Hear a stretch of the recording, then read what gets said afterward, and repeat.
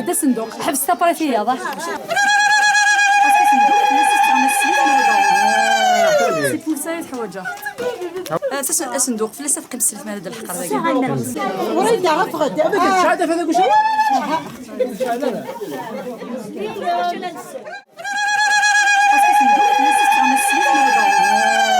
سي بولسايت حواجه